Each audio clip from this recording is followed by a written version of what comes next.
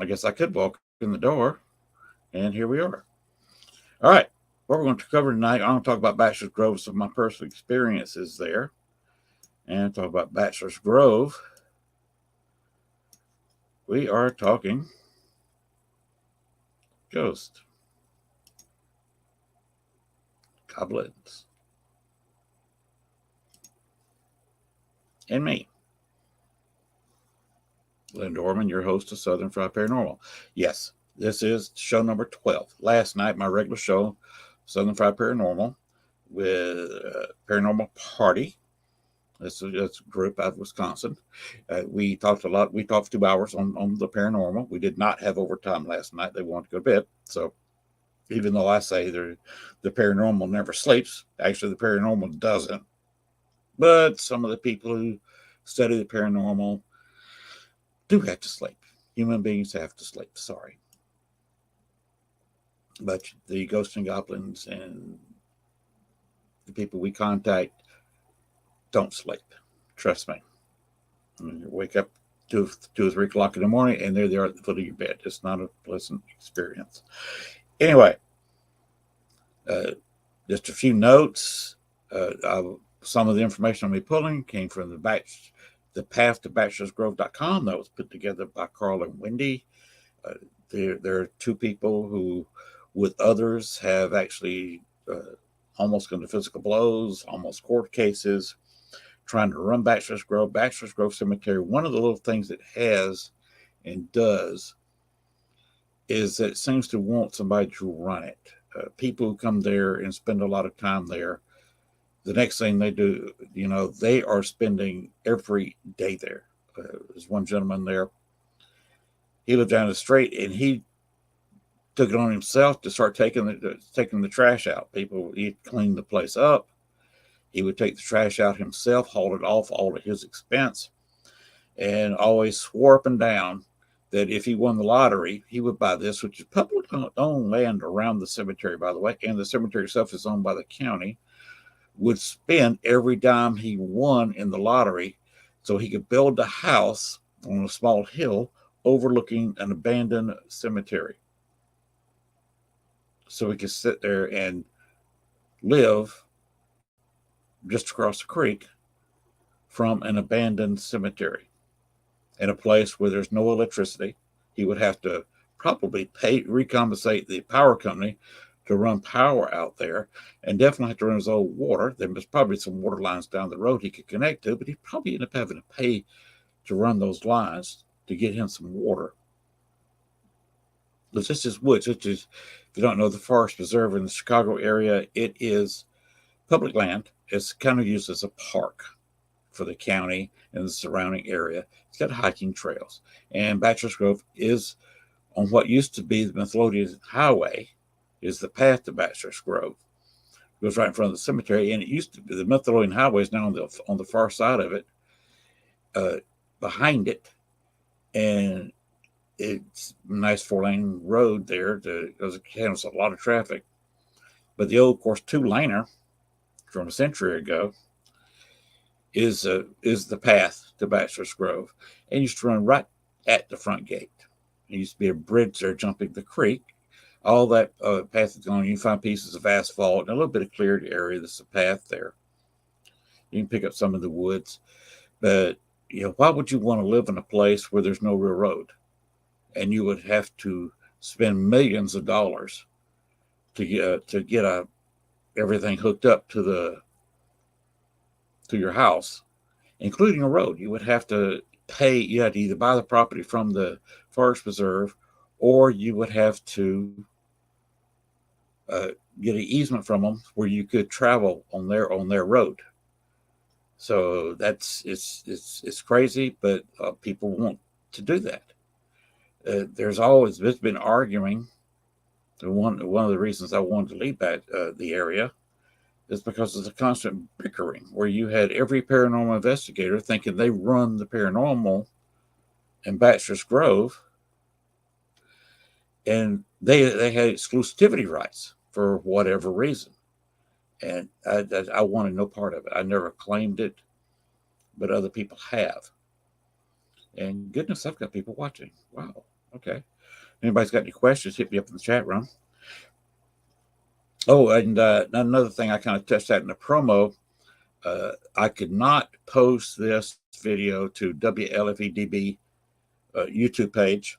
So even though it's right there, it's not on their YouTube page. This is not really a WLFEDB show. So it's, they're having some issues with their YouTube channel.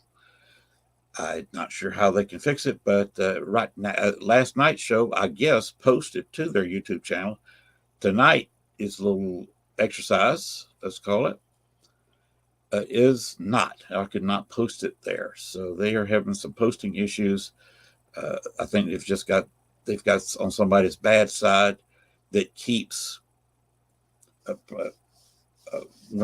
tagging the show, and it's probably somebody else's show, because the one who tagged me, they tagged me on my YouTube. But I'm assuming it's somebody else's show, and they're tagging it just for spite. So whatever. But it's aggravating, I know, for Ted. And Ted, if you're seeing this, I'm sorry. Of course, I don't know if Ted can see this or not. He would have to go to my Facebook page to, I don't know how often he goes to my Facebook page. He would have to go to my Facebook page to see it. So, well, first, let's go where the devil is Bachelor's Grove Cemetery. It's South Chicago in the suburbs. It's, you got a little town of Midlothian there. It's a very tiny little town right there close to the canal. You have to, from Chicago, you have to jump the canal. Well, there's a lot of bridges crossing the canal, the Calsag. And you go, and it's partial of the way to Orland Park, a couple of miles. And it's an abandoned cemetery. It was, the lady died in the late 80s. And in her will, she left the cemetery to the county. The county has always denied ownership because they don't want to be liable. They don't want to pay for an insurance policy on an abandoned cemetery just because they happen to own it. So it's been completely abandoned, no work at all for decades. And there's rumors around that somebody got killed there. People have gotten injured, and we're trying to sue the county for the injuries. But if you crawl on top of a gravestone and you fall, it's kind of your own fault. But I guess you do have the right to sue the cemetery. That's for judges to decide. Anyway, they've had those issues, and they are just recently, in the past decade, the past 5 or 6 years, realizing they do own the cemetery, and have gone in there with the maintenance people from the Forest Preserve and cut the grass down, because Forest Preserve will not let you walk in the Forest Preserve after dusk. Now, that's the legal loophole that I actually exploited once, that you can use in Bachelor's Grove Cemetery. It's an abandoned cemetery. So, and there's a lot of the bodies were pulled out. About half the people ever buried there were exhumed and put in inactive cemeteries. But about half, over 200, about 230 people is estimated, are still buried there. So, does the abandoned cemetery owned by the county fall under the Illinois cemetery law that says you cannot be in the cemetery after dusk? That's the state law. Is it covered by that? The state patrol will not charge you with that law because they don't want anybody going to court to challenge that law. They will give it now, if they catch you in there, they will call the state police to come get you, and they will just tell you to go home. The second you step foot out of the cemetery, you are on Forest Preserve property, and they will give you a $75 ticket. But there's no real charge for being in the cemetery at night. But to get to the cemetery legally, You've got to go in there before dusk and stay in the cemetery without walking out of it till dawn. And that's not the easiest thing to do because you got to go to the bathroom. And do you want to go to the bathroom in a cemetery, especially a very haunted cemetery? Ooh. Do you want to do that? That's the question. I didn't, but that's your personal problem if you want to do that. If you try to go to the cemetery or try to leave, like if you decide, well, let's go in there at midnight, stay till 4. Okay, but you're on to get to it. Any path to Bachelor's Grove leads through the forest preserve, which means you are breaking the law. So my advice is don't go. The place is not that much haunted anymore because, as I said, the maintenance people are keeping it cut down.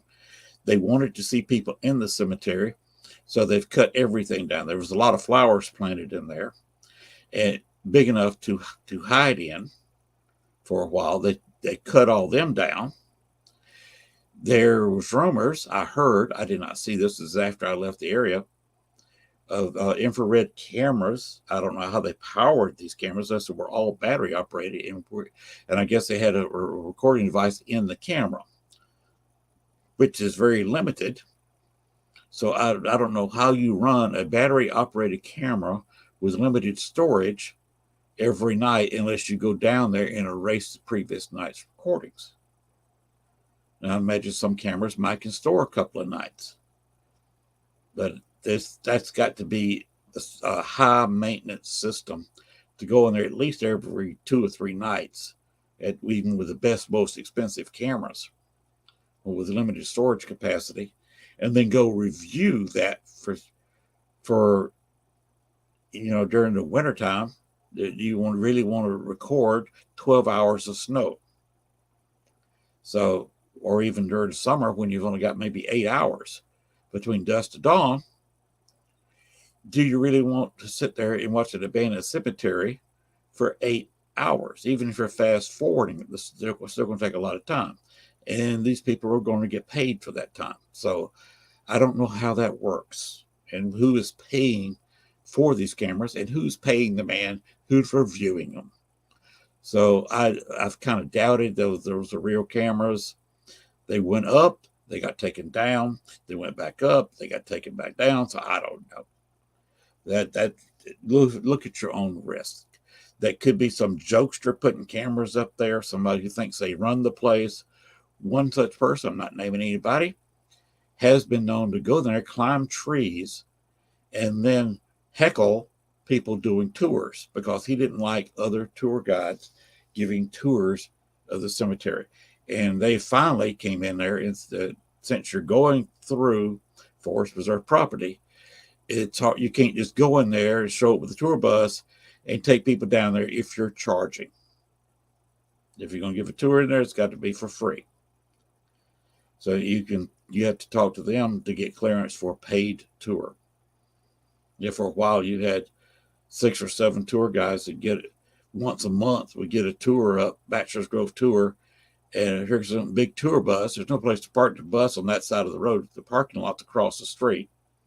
And either take up a lot of their parking area across the street, which again the locals use for a jogging area, or drop them off on the proper side of the street and block a lane of traffic while you're unloading your bus. So it's not very conducive, although people have done both ways. And they're putting a stop to that, last I heard anyway, because they just don't like having 40 people on a tour bus and realize that this person may have charged these people 25, 30, 40 bucks for this tour. Do the math. Even charging $10 a head, 40 people. Like I said, do the math. That's $400. In giving an hour and a half long tour of Bachelor's Grove. So I used to go down there and give tours for free. I'd go down there on a Saturday or a Sunday, sometimes both. And when people come in there, want to ask a few questions, I'd give them a tour of the place. Show them a Civil War veteran. He died in the 1880s, 1890s. You did not get killed in the war, but did fight in the Civil War for the Union. He's buried, still buried there. They did not exhume his body. And more on a more personal note, some of my more personal experiences there. Right here. Libby May Humphrey. And there it is. That's the note. Buried at Bachelor's Grove Cemetery in 1865. The Humphreys and the Patricks had mostly died off or moved away and long forgotten their ancestors, buried in Bachelor's Grove Cemetery when they closed the cemetery in the late 80s. And either they didn't have the money or didn't have the will to come up there and exhume the 5 or 6 bodies buried in the Patrick plot. So Libby May, along with several of her cousins, aunts, and uncles, is buried in the Patrick plot, which is on the main path coming in from the gate, about maybe 20 yards into the cemetery from the front gate. And I'll be going into that halting a little bit later. First, we're going to talk about where this place is. The place, the area, was a town. It was called Bachelor's Grove. And it's rumored, why do they call it that? It was rumored to be some German people, mostly men, no wives, and they called it bachelors. There was a bunch of bachelors from Bachelor's Grove. And they started here in the 1800s and built the cemetery and the town. There was a lot of sharecropping going on in the area. The hauntings and the problems that possibly all this is rumor, innuendo, and theory, possibly going back to the Black Hawk War, although there's no documentation. There is an Indian village that used to be in the back, across the creek. That's kind of documented because they've actually had people who were descended from that tribe, Native Americans, and there is occasionally a person or two who wants to go back there and commune with their relatives. So yes, there are people buried, Native Americans buried in the area that was farmed over by the German sharecroppers. So you can see where some issues came about. And the luck, some people say the land is cursed, it's had some bad luck. The community of Bachelor's Grove did not succeed. You think some hardworking German people living in an area with sharecropping could at least make it. It was productive for a few years, but then just completely collapsed. It could be some kind of Black Hawk curse or curse of Indian spirits, Native American spirits, who are buried in the area. That's speculation. The problem with the cemetery is the woods. It's the woods around it. It seems to be a weak spot in the other side because there is portals opening up in the area. Some of that I'll go into later. I've seen and heard portals opening up and popping noises as it opened and closed. Why is it so haunted? Vandalism started in the 1930s. This place seems to be attracting a lot of locals, and they seem to think that it's a rite of manhood when they're in high school, especially if they graduate. They've got to go in there and spend a little bit of time to prove their manhood and see if they can kick over one of the stones. Of course, this really works well with a county that doesn't want to buy an insurance policy for injury, and everybody's in there knocking over 200 and 300 and 400 pound, some concrete, some granite stones. And other people trying to keep the cemetery up, putting the stones back up. And there you got two different groups of people manhandling stones that weigh from anywhere 100 to over 300 pounds. There's been a lot of stone stealing. There was one instance where a man sold his house. The man who bought the house, of course, was cleaning it up. He was straightening up the house, and it's cleaning up the backyard. It's kind of overgrown. The other guy was kind of old and neglected a lot. And he was cleaning up by a storeroom and found a gravestone. Well, he called the previous owner, said, "You didn't tell me somebody was buried here in the yard." He said, "Well, there's nobody buried in the yard that I know of." He said, I don't know what you're talking about." I said, "Was the headstone here? Come look at it." So he went over and started looking. He said, "I had no idea it was here. As far as I know, there's no listing of anybody being buried here." So he took pictures of it and put it on Facebook and other social media. And it just so happens somebody who goes in there and it tries to maintain the place and write about it, saw it, went there, showed him a picture of it sitting in the cemetery from quite a few years back, and said, "I will take care of it." So he went over there and picked up the stone by 200 some odd pounds, got in a truck, got permission from the forest preserve to go in there with the truck, and placed it approximately where it belongs. So hopefully it is actually on the person's grave that it talks about in the headstone. Well, it turns out that the guy didn't know it was there. His theory was that his son stole the headstone out of the cemetery. But soon afterward, when he was still a teenager, he was killed in a car wreck. So you go steal a headstone out of Bachelor's Grove and you have a car accident. Things that make you go, huh? There have been instances of people dumping headstones in the little pond there. And that could be owners of former graves there who have exhumed the bodies and did not want the stone put in where they're in their family plot, didn't have any need to carry the stone, and threw it in the pond just to keep people from stealing it or using it for a Halloween prop or whatever. They threw it in the pond. Some of those have been pulled back out and some have been thrown back in. There is evidence of people dragging stones toward the front gate. The famous, taken by Judy Huff as a member of Dale Kaczmarek's Ghost Research Society, the famous picture of the girl on the stone, the girl in white. That stone is not on a grave. There's no photographic evidence of where that stone belongs.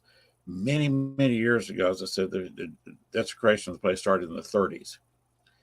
It got moved from its grave and was drugged maybe halfway to the gate, maybe further from its grave. And now nobody, it's not in the records anywhere, nobody knows where that stone belongs. It obviously had a piece on top of it that was stolen and gone, completely gone. The bottom piece was just so heavy they couldn't get it out of the cemetery. The top piece apparently got out. So she was sitting on something that it's not on a grave. There's no grave there.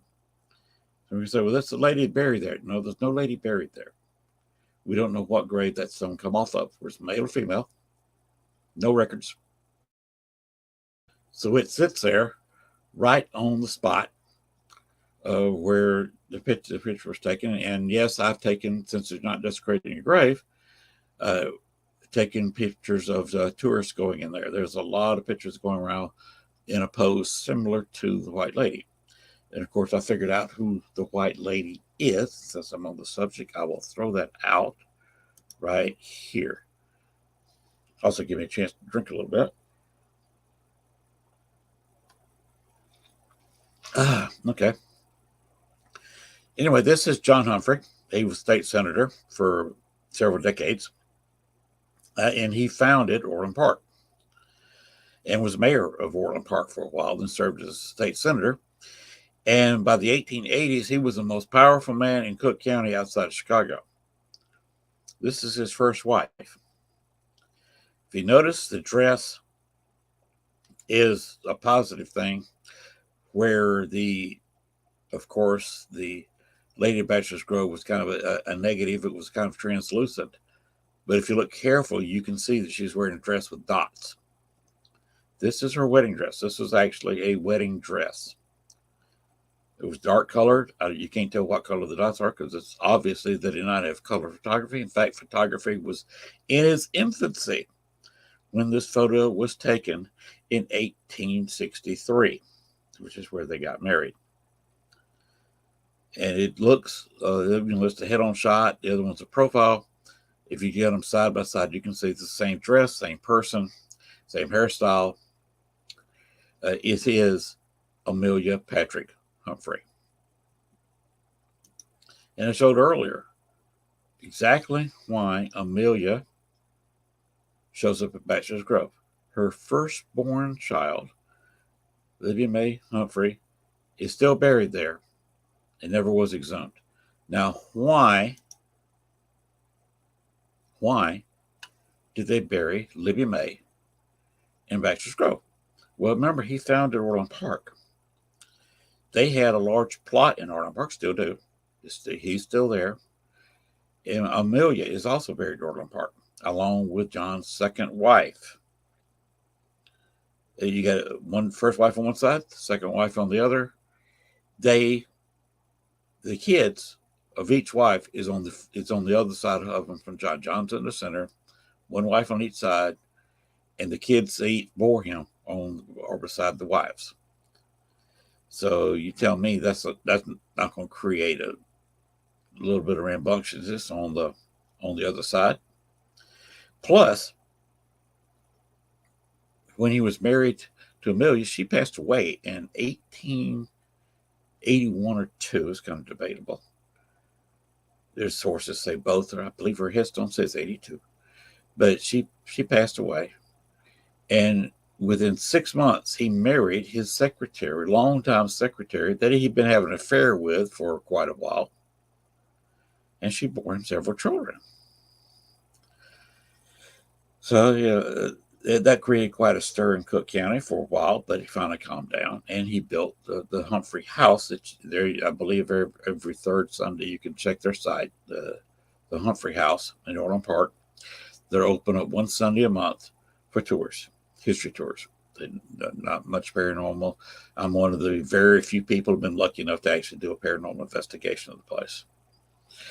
So that's a little bit of that. Now, on the other things of Bachelor's Grove, let's say the desecration began in the 30s. All this, the stories start coming out in the late 40s and 50s, and people were talking about this and that and the other, the folklore, the urban legends. And it's a lot of it's word of mouth. A lot of it's just people talking. With desecration, condemnation, vandalism, satanic rituals, murderous mobsters, which let me touch on that.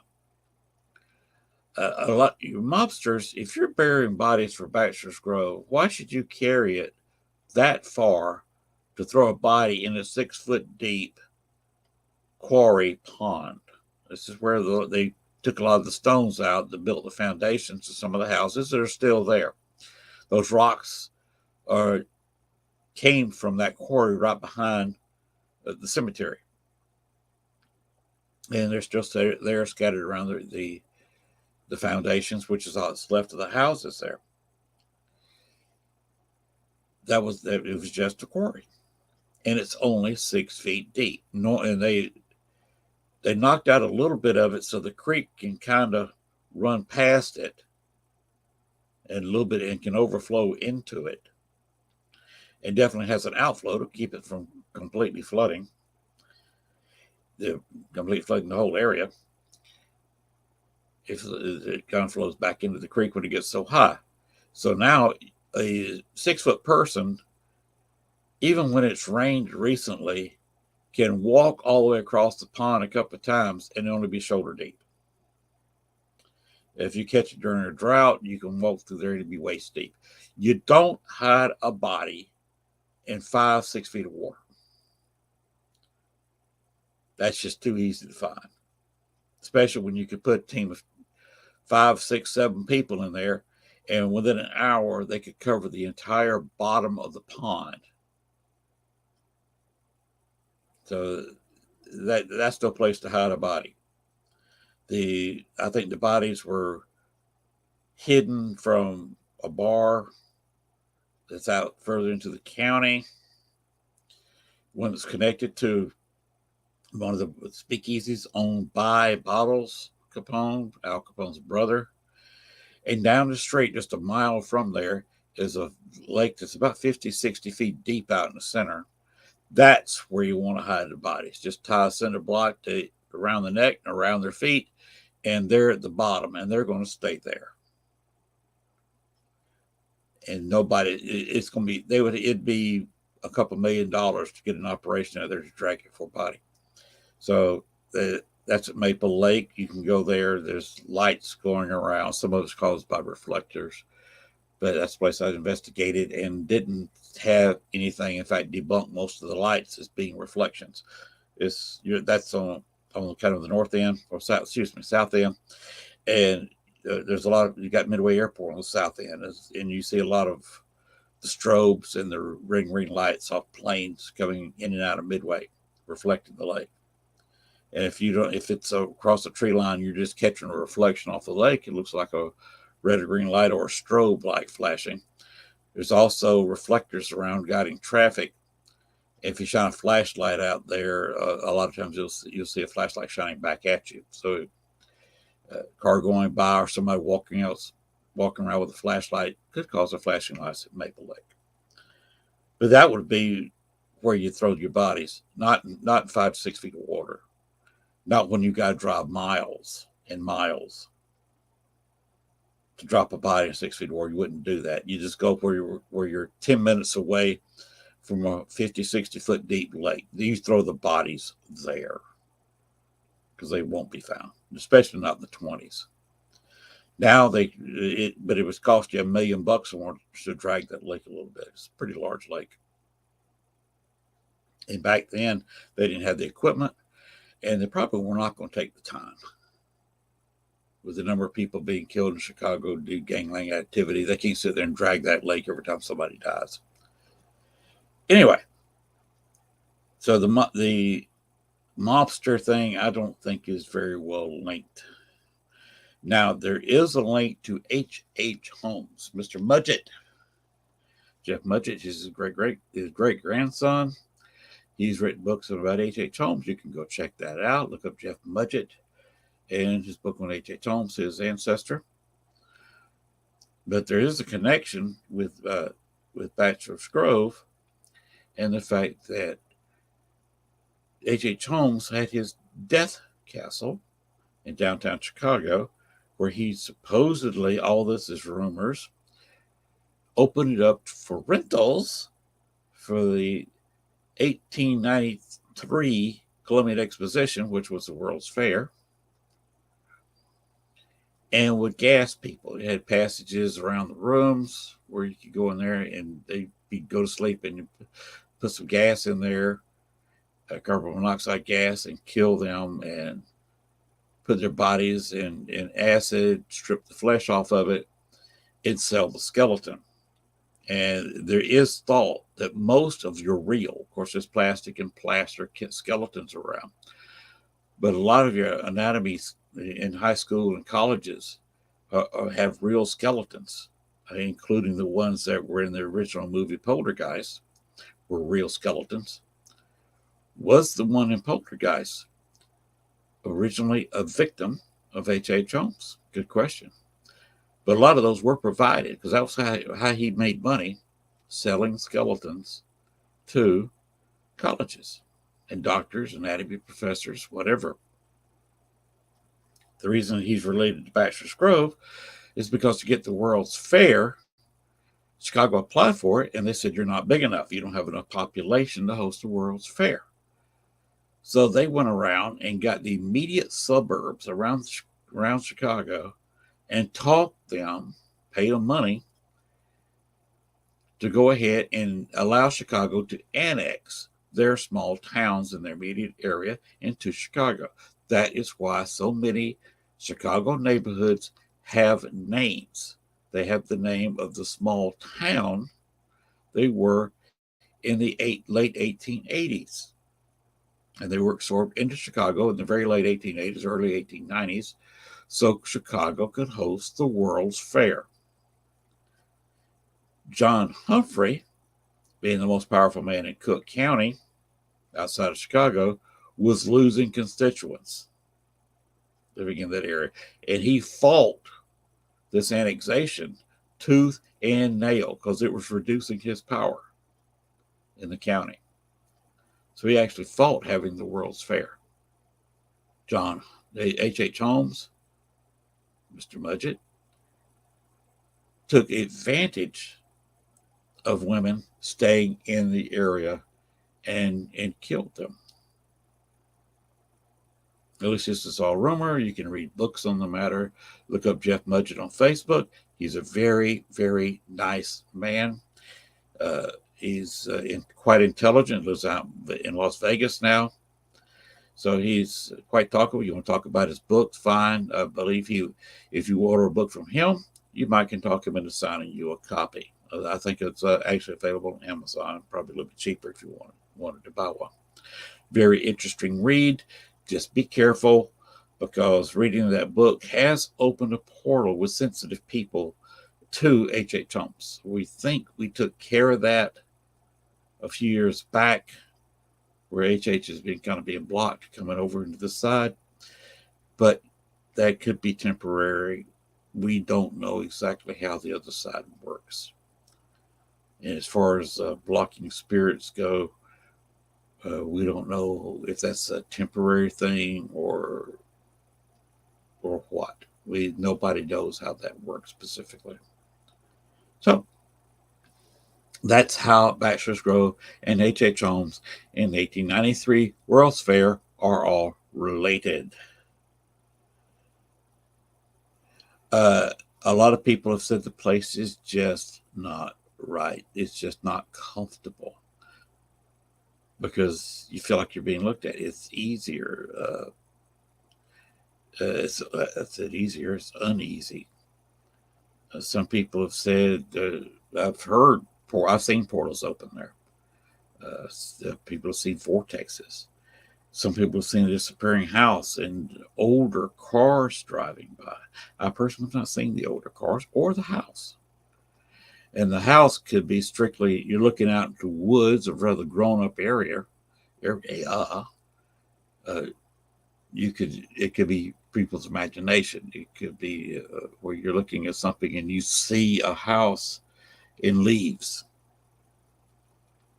So that could be what people are seeing. I've never seen it myself, so I can't debunk that. I can't debunk what other people see.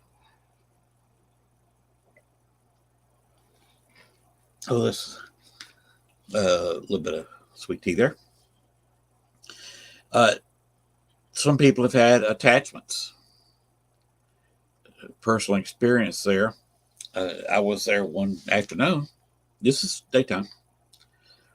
And I noticed that the road got quiet. Like I said, it's a pretty heavily traveled road. I said, this is the quietest I've ever seen that highway. And I was talking with some of the spirits, including Libby May. Amelia had actually spoken to me a couple of times. I had my Echo Vox there going. And it got quiet, and I got a real uneasy feeling. Then I looked up, and I saw in the air, you can look, if you can concentrate, you can see the dust particles and pollen floating in the air. And if you work hard on it and practice it, you can actually focus. I just not want to focus on it because it's really too small to see. But as a whole, you can concentrate and focus your eyes in the middle of a room or here in the middle of a cemetery. And it gives you a headache a little bit because you're trying to focus on something really small. I could see a figure standing there, kind of a tall figure, big figure. And so I asked the spirits, I said, is there a spirit here that's not supposed to be here. I had 3 or 4 voices say yes. So I just kind of walked toward it a little bit. I said, I can see you, right? And they just hesitated, kind of moved around where I couldn't see it. And I was being creeped out by this experience. I was there alone. Nobody was coming in. And there was still no traffic. You can't, even in the evening or early morning, especially early morning by going to work, but even on the slowest days, you can't count 30 seconds. Well, you can stand there all day long, and you will not count 30 seconds between cars going by on that highway. I've looked at it, been looking at it, and I checked my watch, and I was 20 minutes into a car not going by. As I said, you're not going to go 30. It's hard to go 20 seconds. And I've seen days where you couldn't count 10 seconds between the cars going by. And to count off 15, 20 minutes, no, something was wrong. So I said, okay, time for me to go. The other spirits kind of started backing off. They quit talking. They faded away. So I said, okay, I'm not getting any results here. I'm going home. So I packed up my stuff, went home. Turns out the spirit that I spoke to followed me. We had a shadow figure spirit at the house, and we heard them moving around. The spirit who followed me home, and turns out they became friends and took off that night, and we never saw either one again. Come to find out the next day that there was a biker named Roach, about a mile away is the next intersection traffic light. He was running through the green light, just riding, having a good time on his motorcycle. Somebody came in and ran the red light at high speed and T-boned his bike, doing at least more than 60, and some people said over 70 miles an hour. They were not hitting the brakes. There were no skid marks. This car was going at a darn good clip.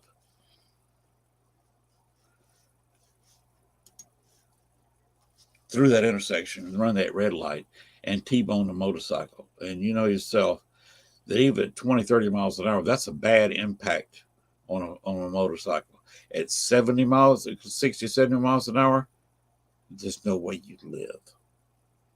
Instantly killed him. And he flipped he wanted to get away from the wreck, obviously. And the first person he ran into, not moving in a car, was me. He found a place that was not that welcoming. It's not like the spirits and they're just welcoming with open arms, but at least a place where he could appear and be restful. And there were other spirits around. And I was not hostile to him. I saw him. So, Roach, if you're around with the spirit from the old house in Chicago, I hope you're doing well. Wish you all the luck. I hope the two of them are traveling around the world. Have a good time, gentlemen. But that's one of my experiences there. Another one of my experiences, a family came in there, and I was talking with Libby May. And a family came in there and wondered what I was doing. And I could see Libby May and Amelia. She was there. And they were watching me, as people will watch ghost hunters when they're doing stuff. And the husband could not see a thing, couldn't feel a thing. And he said, what's going on? I said, she's standing right there. What? Yes, she's standing right there. Had two young teenage girls, 13, maybe 14 or 15. And the mother suddenly pointed right at where I said, well, I didn't really point to where they were standing, but she started pointing, and they were standing there. She could actually see an outline of them there. Of Amelia and Libby May. And she pointed, they're standing right there. Can't you see them? They're standing right there. The two teenage girls froze. I mean, froze in place. The husband, see if I can do this wearing headsets, put his hands like this, either side of his eyes, and started running in circles like this. And after a minute or two doing that, he came in, put his hands up, and was looking at his wife. Huh? What? She said, right there. You can't see them. They're standing right there. Hands back up to the face and started running around in circles like this. And all of a sudden straightened out and ran out of the cemetery, leaving his wife and two teenage daughters standing there in the middle of the cemetery. Well, they started running after. Finally, the teenagers moved. They were statues. All three of them moved and ran out of the cemetery to catch up with the husband. I, at the time, was needing a knee replacement on the right side, and the left knee wasn't a whole lot better. I was missing some cartilage. I've since had both replaced. I had one replaced in Chicago before I left 6 years ago. So I've got one knee that's about 8 years old, and I had one down here after I've been down here a year or so. I've got one that's about 5 years old now, and I can still move around. But anyway, I can't work. But at 66 years old, I don't need to be working. Anyway, they ran down the cemetery, and I was, of course, waddling to the front gate. And by the time I got to the front gate, they were out of sight. And we're talking about 70, 80 yards down the path. It's about a quarter of a mile long, by the way, to the road, before it turns, and you can't see them from the front gate. And they were already out of sight. That family ran down the path to the parking lot and were gone. I never saw them again. And another time I was down there with an assistant, and it was really active that day. She sat down and wrote down and filled out papers of replies. Yes, no. She'd write down the question, then write down the answer, and the time stamped it, so we could see, who said what and when they said it. But just, this is correct investigation. Paranormal investigating is not like the show on TV where it's all fun and games and all evidence. One of the best evidence you can get is carry your spiral notebook, put it on a clipboard, and when you're doing a Echovox session, a Ghost Box session, write down timestamp. Timestamp everything. Every reply. Yes. Are you dead? Yes. Whatever you ask them. What is it like on the other side? Well, very few people answer that question. I've heard that asked 500,000 times that I have not heard an answer yet. They don't like to talk about that. But whatever question you ask, if you get an answer, you write down the question, and you write down the time step of the question, and you write down the time step of the answer, so you can tell, is it a quick answer, or did they take a minute or two to answer it? Which, of course, is debatable. If they, name your time. If they take over a minute, maybe it's coincidence that they said something. But, you don't get always a quick reply. But we were doing that. And this family of three walked in. She had, like in that thing in Vegas with the baby right here on the chest. Had the baby right here. And they passed us. They came in the cemetery, walked past us. We said hello. She said, what do you do? We're ghost hunting. Okay. They just walked around the whole cemetery and walked out. They're just locals who were just hiking through there and did around in the cemetery. I don't know where they were going after that. I know where they did go. I don't know what their intentions were. But they came back around and were walking beside us, and we were time stamping everything. And I said, can you excuse me for a second? What are your first names? So they gave me the names, of course. She said, why? I said, we want to see if your name was mentioned in our Echovox session, and we got it time stamped.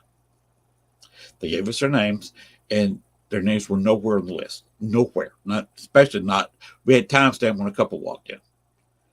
So we knew what time they walked in the gate. And there was no reaction. So it was just a couple of baby walks in, bang, the time. That's it. That's all we wrote down.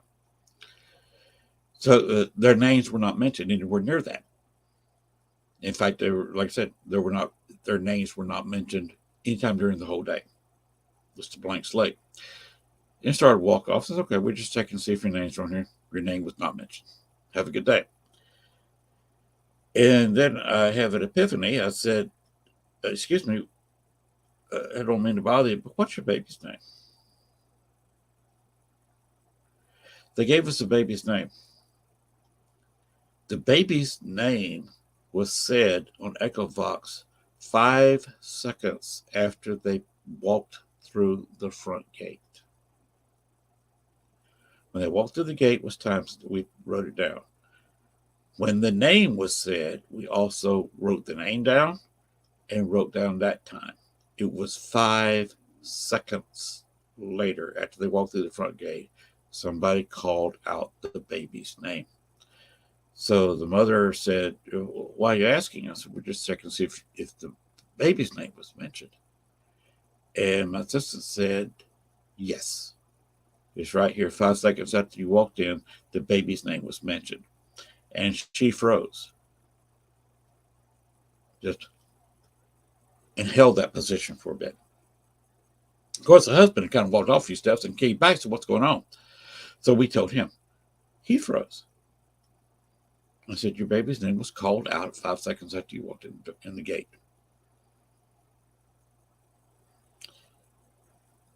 He turned and wasn't quite running. He was basically jogging through the cemetery, got to the gate, and took off, leaving his wife and 8 or 9 month old child there. She realized that he was gone and trotted as fast as she could out of the cemetery. And finally got out of the cemetery, and she was running as fast as she could, trying to catch up with him. He was gone, and I've never seen a woman move so fast with a baby on her chest. They were both literally running out of that cemetery. Never saw or heard from them again. So that's kind of amusing, but it's just how people react to spirits. Now, one other time I was walking in there, I was standing out by the pond, and it was a still day. There wasn't a whole lot of breeze going on. And I heard a little noise rustling, so I thought somebody maybe was coming in, or an animal was, bird or something was in the fence that was growing up at the time. And this before they started cutting all the grass in there. And I looked around, and there was a wind blowing up the fence. Because like I said, it had vines and some trees growing in it, so there was a lot of rustling going on. And it got up almost to the gate. The wind stopped, and I saw a figure walk out of the wind, started walking toward the Patrick grave, and disappeared. This was one of the times I caught Amelia coming in. I did not know who she was at the time,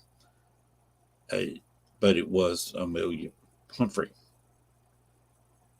Saw her walk out of a portal toward her child's grave and disappear. A few months later, standing there with the local, he had a dog that came in there. And we were standing there at the front gate. There wasn't a lot going on. Just talking, just chewing the fat. And the dog saw us staring down that same fence line, which if you walk in, there's the fence to your left. And staring down that fence, almost lined with the fence, staring down it. And he said, there's something with that fence. That's a possible portal. Let's watch. So all of a sudden, down almost to the far corner, we saw the wind pick up. Again, still. There was no wind in the place. Not a leaf moving. And all of a sudden, all the leaves and small trees and vines on the fence. It looked like there was a 40-mile-an-hour wind blowing along the fence. And that came right at us. It got 20 feet from the end, right next to the Haldeman grave there, which is right there at the entrance, stopped. And I started walking toward it. And again, Amelia, I did not know her at the time, saw a figure coming out of the portal, walked right past me. And the portal closed, fortunately, before I could get to it because it was so grown up in the area. Now I could walk right up to the portal. But that was right there at Bachelor's Grove, right just inside the gate to the left. And that was again Amelia, who used to come every night right at dusk which is why I didn't have a camera running or anything. I'd already packed up my equipment and I was about to leave. We were just talking for a few minutes or I had to leave, both had to leave to clear the area before dusk.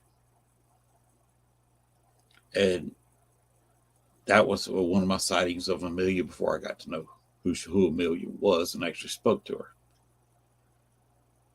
So that was a couple times I saw Amelia to very start with. The first time I saw her was right after I did an investigation at the Humphrey house and had gone in there and aggravated John. And of course, she thought that was funny. And she popped out of her little portal when I was more toward the corner and was walking, which also put her by the stone she was sitting in that one time when the Hellcats Marriage Group called her, Judy Huff called her sitting on the stone. And she walked by, and I had no idea who it was. I just saw a lady's figure, and I said, "Hello, my lady," and went about my business. And on the video, some people said, "Well, there's nothing here." You can see a slight outline moving through there, something moving in the air through the pollen. And this was in December, so there was stillness. But you see a weed bend the wrong way. When she walked past it. And that was one of the first times I saw her. She walked within a couple of feet of me. So this is what used to go on Bachelor's Grove. I've since taught Libby, she learned from me, how to move around. She went to my house several times and could appear occasionally at the house, sometimes in the middle of the night, much to my wife's chagrin. She had to wake up about 2 or 3 o'clock in the morning before she had to go to work and had to tell Amelia to come get her child. And Amelia opened a portal up right over our bed, pulled Libby out of our hallway, and disappeared into our ceiling. And when the portal closed, of course, it was basically an electrical discharge that sounded and felt like a transformer blew up. If anybody's experienced that, the whole air is charged. And a little bit of electrostatic running through the air. And I just sat there flabbergasted at what had just happened. Didn't know how to witness. I didn't expect a portal to open up above my bed, of all things, at 3 o'clock in the morning. But it was Amelia coming to get her child, as my wife told her. I've since told them, that's why you're hanging around a cemetery when you could travel the world. Go see London, go see Paris. Amelia, you did not see this in life. Libby May didn't live old enough to go see much of anything. I said, go visit downtown Chicago. Chicago's a beautiful place, beautiful city in the spring. In the winter, unless you want to see the snow. Now, Christmas, you got Christmas decorations up. You got the stores of the Christmas displays up. A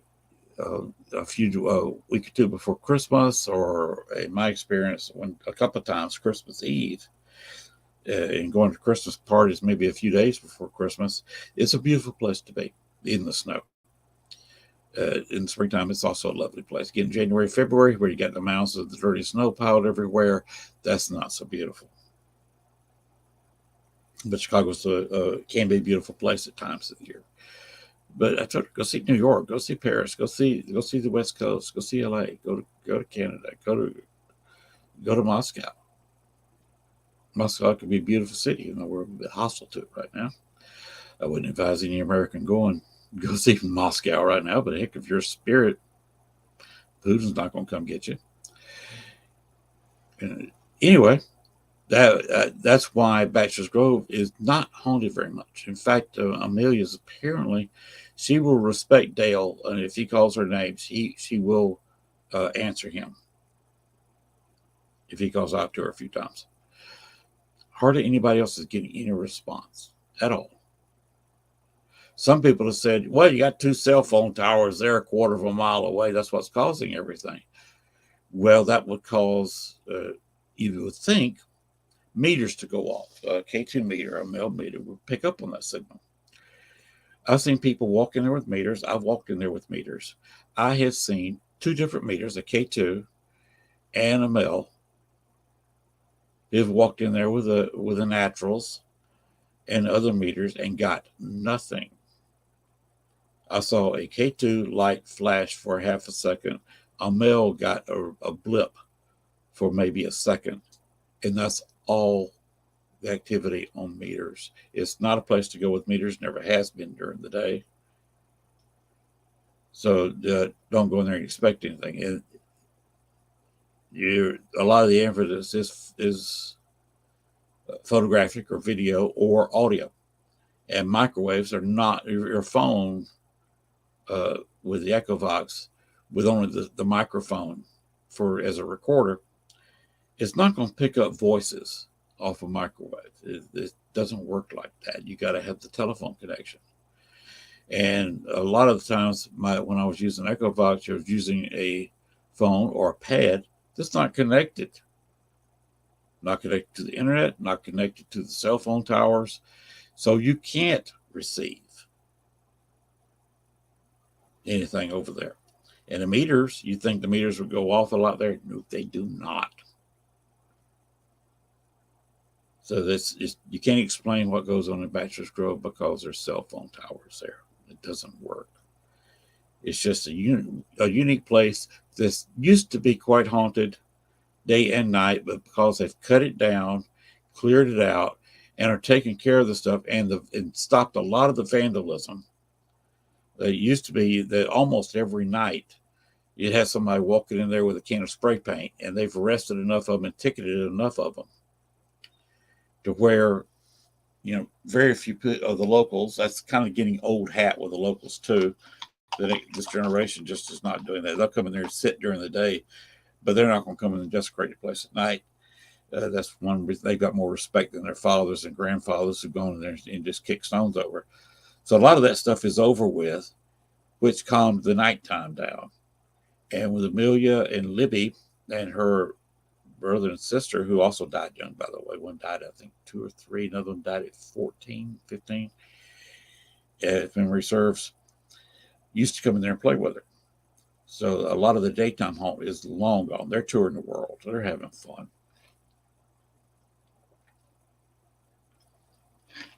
Excuse me there, but I got to have something to wet the whistle a little bit.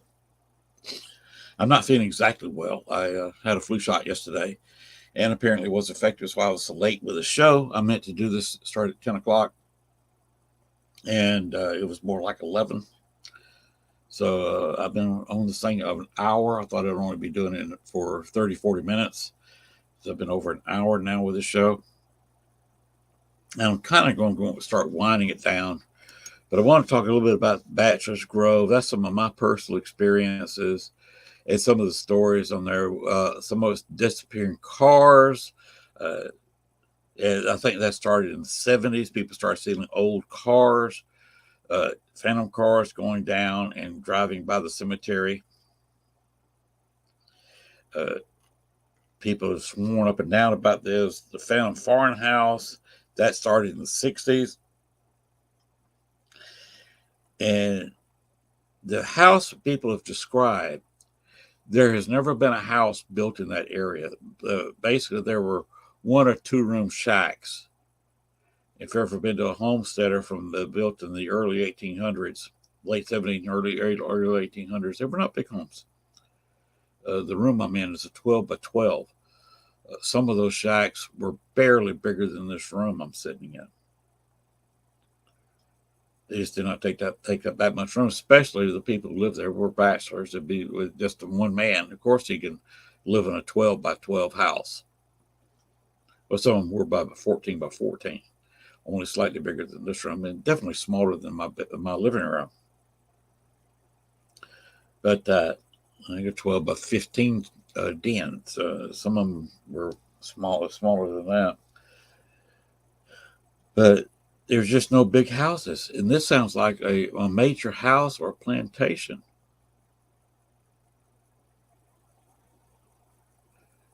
Some people said there was a house in the area. Early 1900s, not entirely accurate in measurements, and it showed two small farmhouses. But a lot of the descriptions, some people said they saw the small house. Other people describe a near mansion. There was no mansions anywhere near there.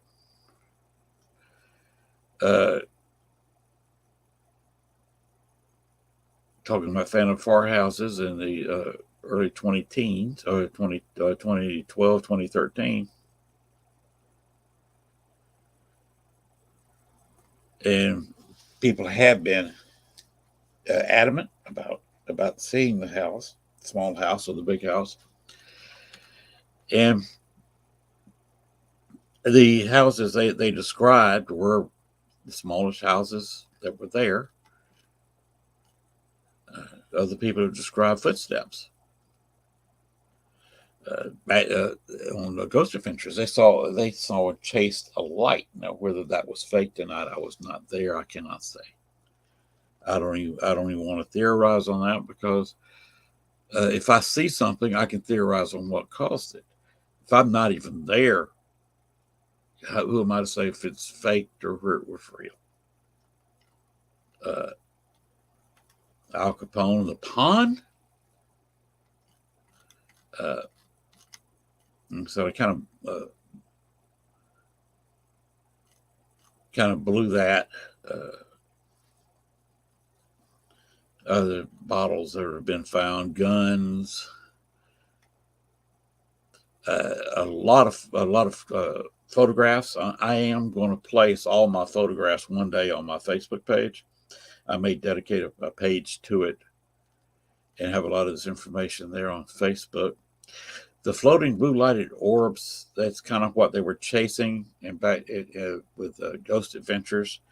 Now, other people have seen the whitest ball of light. Now, is this ball lightning? Could that be something caused by the cell phone towers? Maybe the microwaves causing a static in there to make ball lightning, which is just a standard lightning discharge, like major lightning, except it's just you got basically static electricity in an area. Of course, the Madonna of Bachelor's Grove. It was mostly started in Dale Kazmarik's picture. It's one of the most famous ghost pictures in the world. In fact, if you look up ghost photo,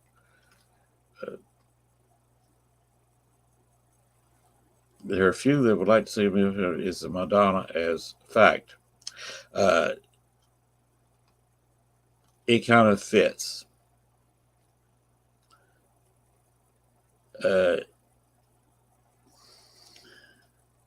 John Humphrey died Monday in her home in Orleans. She was 54 years old. Miss Humphrey had suffered from rheumatism for several years in Hot Springs, Arkansas, which is very close to me. 3 weeks ago, she contracted a cold, which last ride developed into pneumonia. Miss Humphrey was born in Albany, New York, and came to Cook County with her parents when a child. She left 4 brothers and 3 sisters: Walter S. Patrick, Irving Patrick, William Patrick, Frederick Patrick, and Mrs. George L. Lowe. Mrs. F.W. Menard, and Mrs. George Phillips. Funeral will be held at the residence of Senator Humphrey, Alpine, Thursday at noon. That's an obituary from Amelia Patrick Humphrey. Their first daughter, Libby, died in 1865, 11 months old. I've already stated that.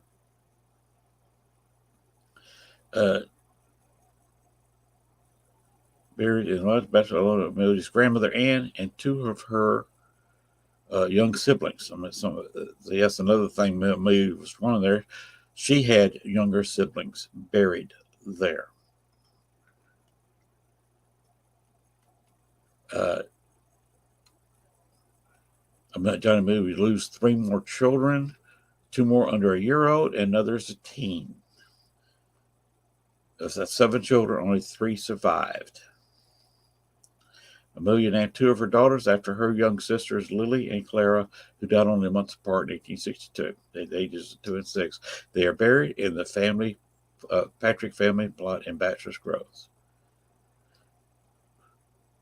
Of course, she was surrounded by the deaths of her family.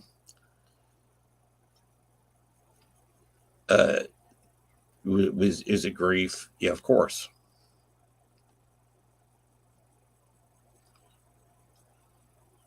And she came down to Hot Springs, Arkansas.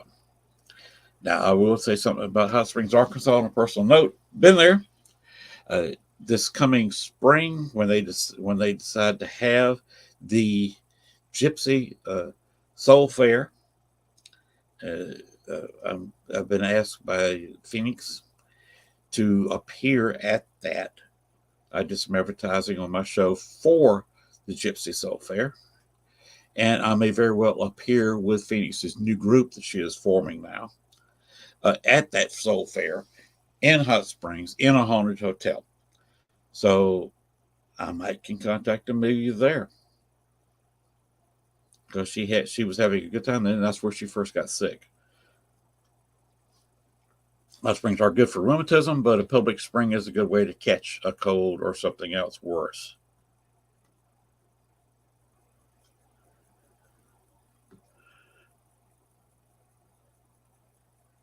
The evidence kind of supports my theory about. She's got her firstborn daughter and 2 young sisters. And with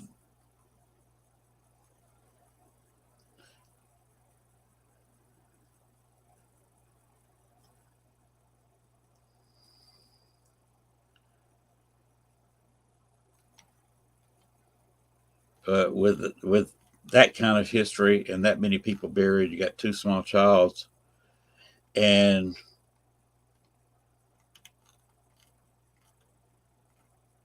her daughter.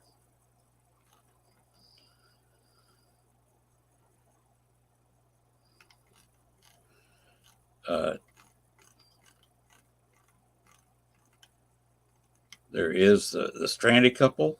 I go ahead and cut that real quick. I might as well go a little bit longer. This would only be about 5 minutes. Let's see. I'm struggling to read this. Tolver cemetery caretaker and a family living in a house in the woods. Caretaker is rumored to live next to the cemetery. There is slight remains of a foundation there to kind of back that up. I don't know where it becomes enraged and kills his entire family than himself. So he's overcome with evil spirits and told to kill his family. That's sounds like a common story that made a couple movies like that, like the Amityville Horror. That's rumors. The actual killings came from a mile or so away from the cemetery, not next to it. It wasn't the Undertaker. So that's kind of a mismatch of stories. A young couple went there to Lover's Lane, and that was popular back then. Boyfriend attempts to start the car, will not start, it's out of gas or whatever. He tells the girl, stay in the car. Again, there's many movies been made with this thing. The girl waits in the car. She hears a scratching noise on the roof of the car. Scratching continues on and off for some time. She's curious. And the fact that her boyfriend didn't come back, she finally talks herself out after someone sees blue lights and a siren appear behind her. Officer approaches the car, opens the door, and asks her to follow him to the police squad. It stresses adamantly not to turn around and look behind her. She cannot control curiosity and turned around and saw her boyfriend hanging from a tree above the car, his throat slit, his fingers barely brushing the roof of the car. his fingernails making a scratch, scratch, scratch on the roof of the car. The horrific sight drove the girl into total real life insanity. This was verified in 2012. Police officers interviewed had actually seen the report. He said he was told of baby-sized footprints on the roof of the car. Also claimed the girlfriend of the murdered boy was at a mental institution in Tinley Park. He spoke adamantly of the existence of the report and the truth of the story, but when further discussion with Officer Salt, he recanted his story and faded away from any further contact. Making all this more confusing, attempt to decide the Taylor fact, but all tales do usually begin in one small fact. So, was that accounted for? Was it not? Was that a real incident? Or was it not? There's a police report that says so, supposedly. Was that just somebody's making up a story to be interviewed? Why recant it? That's something we'll all have to wonder and speculate on. Because people who with any kind of first-hand knowledge about Bachelor's Grove are fast moving out of the area. And people like him who have been around and seen things are fast dying of old age or retired and don't want to talk about it anymore. It's a scary place at night. One of the former Forest Preserve rangers that were in the area says he's seen people walking around at night with machetes in their hand, guns, knives. You're having armed people walking through there at night. It's not a safe place. I would not advise going in there at night. It's against the law anyway. All right. We're going to wrap it up. This has been show number 12. We're on the countdown, not counting up. First, the 13th show on the first one was last night. We had, let's see, where are they? Well, oh, I've already erased it. I took it down. Yep, I sure did. The haunted party. Let me roll it up here. I think I still got it. Yeah.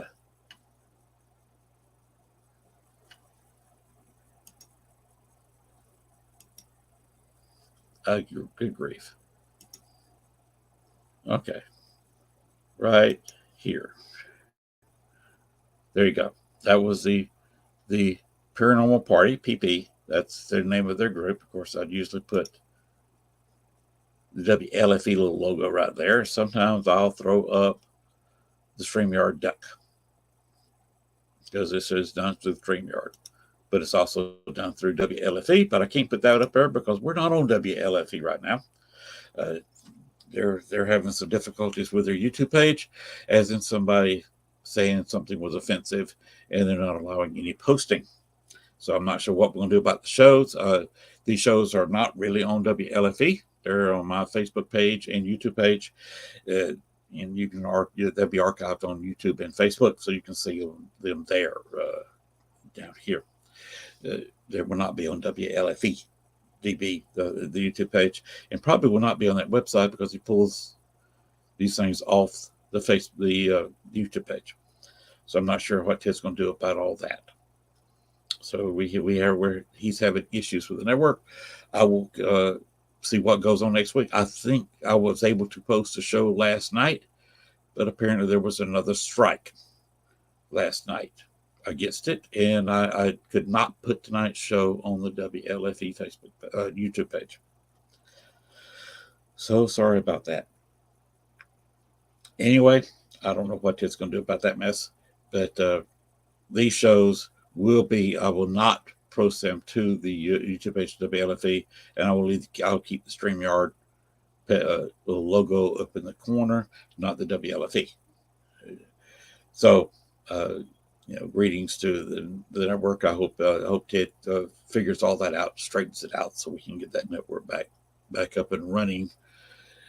But for the time being, I will just be on my YouTube and my Facebook page. All right. This has been fun.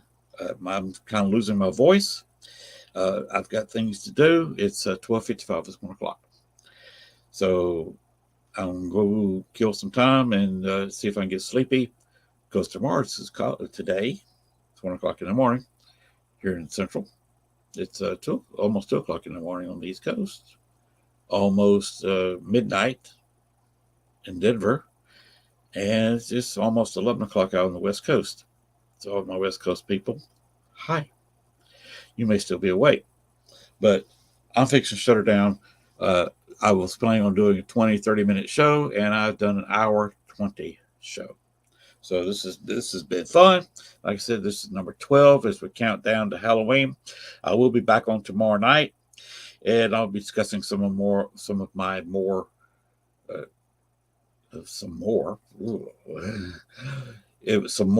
personal stuff, and maybe I'll come up with some photos and others. I do have some photos of my personal experiences. This here, I flash it up sometimes when I logo. This is me at Paracon, and I believe I don't know whose booth that was, but I was sitting there at a booth. This is me at this one at the Roth House. This is me investigating the John Dillinger Alley. This is a bed with my equipment and hat on the bed that was taken in the very haunted Andrew Jackson Hotel. If you're staying in this room, I'm sorry, I'm posting a picture of your bed. This was taken 6.5 years ago.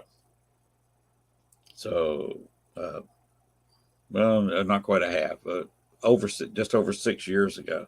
So I hope the sheets are different. And this is the wife and I sitting at a nice spot in New Orleans, all chilled out. So yes, I do have some New Orleans experience along with Chicago, and I'm hoping this spring, if we go to the Gypsy Soul Fair, I'll get together with Phoenix Jensen and do some ghost hunting in a very haunted, older, early 20th century built hotel in Hot Springs, Arkansas. Let me see if I can contact Amelia there. She has connections. That's where she was when she got sick, and then died from pneumonia that she contracted there. Also, there's the restaurant there, a statue with Al Capone. Phoenix and I are planning on talking to the restaurant people and either letting us in here before they open or preferably after they close, and seeing if we can contact Al Capone at his statue. So I have a warning because of another incident I'll go into on another show. Al Capone doesn't like me. So this would be this spring. So I have 3 connections to Hot Springs. Al Capone, Amelia Patrick Humphrey, and of course myself and Phoenix there. So with those connections, I bid you adieu, and we'll be back, and maybe hopefully I will be able to ghost hunt there. All right, have a good one. We're going to crank up the goodbye music. By the way, this music is provided